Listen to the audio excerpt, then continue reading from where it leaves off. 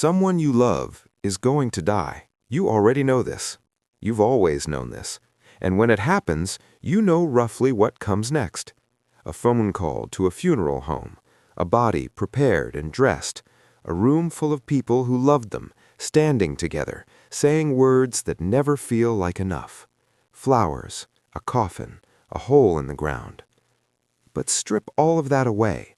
Take away the funeral home, take away the coffin, take away the cemetery and the flowers and the eulogy. Go back 100,000 years.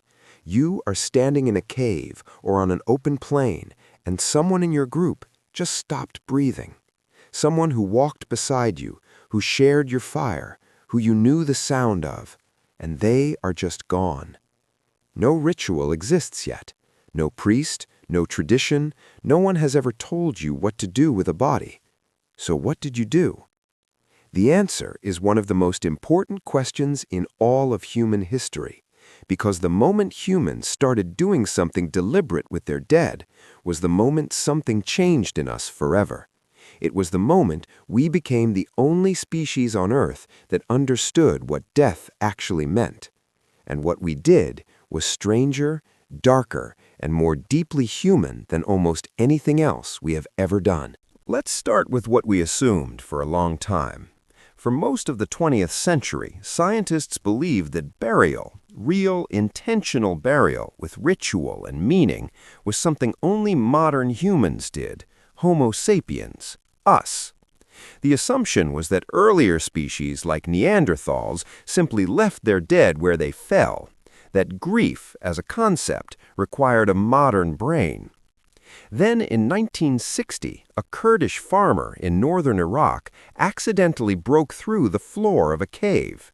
The cave was called Shanidar, and what archaeologists found inside rewrote everything. Buried roughly 65,000 years ago, long before modern humans arrived in that region, were the remains of a Neanderthal man. His body had not been abandoned, it had been placed, deliberately arranged in a sleeping position, on his left side, knees drawn toward his chest. Around him, the soil contained dense clusters of pollen from flowers. Not random contamination, clustered deposits that suggested someone had laid flowers, or at minimum, flowering plants, directly on or around the body. Yarrow, groundsel, grape hyacinth, wildflowers from the surrounding hills, gathered and placed with a dead body 65,000 years ago by a species we had dismissed as incapable of symbolic thought. The scientific community argued about it for decades. Some researchers said the pollen was carried in by burrowing rodents. Others stood by the original interpretation. But Shanidar was only the beginning, because the more scientists looked, the more they found. In a South African cave called Border Cave, archaeologists discovered the remains of an infant buried approximately 74,000 years ago, the oldest deliberately buried individual ever found. A shell bead, perforated and worn smooth, had been placed with the child. Someone had put something meaningful, something personal, into the ground with a baby they had lost. In Spain, at a site called Cima de los Huesos, the Pit of Bones, researchers found the skeletal remains of at least 28 individuals, Homo heidelbergensis, a species predating even Neanderthals, all gathered in a single underground chamber roughly 430,000 years ago. There was no evidence they died there. They had been brought there after death and placed together. A single, beautifully crafted red stone hand axe was found among them. It had no practical use in that context. It was the only object of its kind at the site. Someone carried a dead body into a pit in the dark and left something beautiful with it nearly 500,000 years ago. These weren't modern humans. These weren't even Neanderthals, and they were already doing something we recognize, something that looks unmistakably like mourning. But here is where it gets complicated. Because not every ancient culture dealt with death by putting the body in the ground. In fact, burial, as we practice it today, body in a box, box in the earth, was not the default. It was one option among many, and some of the others are far harder to look at. The oldest known cemetery in the world, a site in South Africa called Rising Star Cave, contains the remains of Homo naledi, a small-brained hominin that lived roughly 250,000 years ago. The bodies were placed deep in a cave system that required navigating near total darkness through passages barely wide enough for a human body. Scientists are still debating exactly why, but those bodies did not end up there by accident. Someone carried them in. At other sites, the dead were not buried at all. They were exposed. Sky burial is one of the oldest funerary practices we know of. The body is placed on elevated ground or a raised platform and left for birds, for weather, for time. In some cultures, it was considered the highest honor. The flesh returned to the sky. The bones remained as relics, sometimes painted with red ochre and kept for years by the living. Red ochre appears at burial sites across Africa, Europe, and Asia, spanning hundreds of thousands of years. It is iron oxide, a deep red pigment found naturally in the earth, and our ancestors used it constantly when they buried their dead. They painted bones with it. They dusted bodies in it before placing them in the ground. Some researchers believe it symbolized blood, life, the hope of return. We don't know for certain what it meant, but we know it was deliberate, we know it was consistent, and we know it went on for a very long time. Now, here is the part that is hardest to talk about. Some ancient cultures consumed their dead, not out of starvation, not randomly, ritually. At a site in France called Moulin-Gercy, Neanderthal bones dating back 100,000 years were found bearing cut marks nearly identical to marks found on deer bones at the same site. The bones had been processed, marrow extracted. The same careful, deliberate technique used on animal carcasses applied to members of their own group. But here's the detail that changes everything. The bones were not discarded. After processing, some of them appear to have been kept, curated, treated differently from ordinary food waste, which means this was not simply eating the dead. It was something more complex, something that sat at the intersection of grief and reverence and a belief system we can no longer fully reconstruct. Similar evidence has been found at sites in Spain, Croatia, and England, across different species, different time periods, different continents. The practice was not an aberration. For some groups, consuming the dead was how you honored them, how you kept them with you, how you carried them forward. Today, we call this cannibalism, and we recoil from it. But for the people who practiced it, it may have been the most profound expression of love they knew.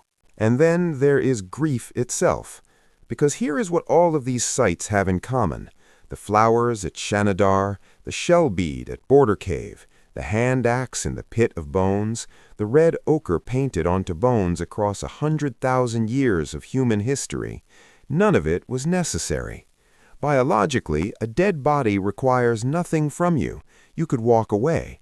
Every other animal does. A wolf does not bury its pack members. A chimpanzee will carry a dead infant for days, sometimes weeks, unable to let go. But eventually it drops the body and moves on. It does not dig a hole. It does not put his flowers. It does not paint bones red and carry them for years. We do. We have always done this. For at least 430,000 years, something in the human brain has refused to simply walk away, has insisted that the body meant something, that the person who inhabited it deserved more than to be left on the ground. Anthropologists call this evidence of symbolic thinking, of the capacity to believe in something beyond the immediate physical world. If you bury someone with food and tools, you believe they might need those things somewhere else. If you paint a body with the color of blood, you are expressing a belief, however vague, that life and death are not simply on and off. The moment humans started burying their dead was the moment humans started believing in something we cannot see. And here is the part that should stop you cold. In 2021, archaeologists in Indonesia announced the discovery of the oldest known figurative artwork in the world, a cave painting of a pig dated to at least 45,500 years ago. But the second oldest known intentional burial, the infant at Border Cave, is nearly 74,000 years old. We buried our dead before we made art. Before we painted on cave walls, before we carved figures from bone, before any of the things we typically point to as evidence of a modern human mind, we were already putting our people in the ground with care, already placing objects with them, already refusing to simply let them disappear. Grief came before art. Ritual came before religion. The impulse to do something, anything, with the people we lost came before almost every other marker of human civilization. So what does that mean for you, standing at a graveside today? The flowers you lay on a coffin are not a modern invention. They are a 65,000-year-old instinct. The impulse to put something meaningful into the ground with someone you loved is the same impulse that placed a shell bead beside an infant in a South African cave 74,000 years ago. The feeling that the body deserves more than to simply be left, that the person who lived inside it is owed something from the living, that feeling has not changed in hundreds of thousands of years. Every culture that has ever existed has developed some way of marking the moment, some way of saying this person was here and now they are gone, and that matters. The rituals are different, the beliefs are different, but the need underneath all of it is identical. We are the only species on Earth that buries its dead, and we have been doing it longer than we have been doing almost anything else we call human. The grief you feel is not a modern emotion. It is not a cultural product. It is something that was already ancient before the first city was built, before the first word was written, before the first song was ever sung. It is the oldest thing about you. And 430,000 years from now, if something is still walking around on this planet and calling itself human, chances are it will still be standing over the people it loves, refusing to simply walk away, because that is what we do. That is what we have always done.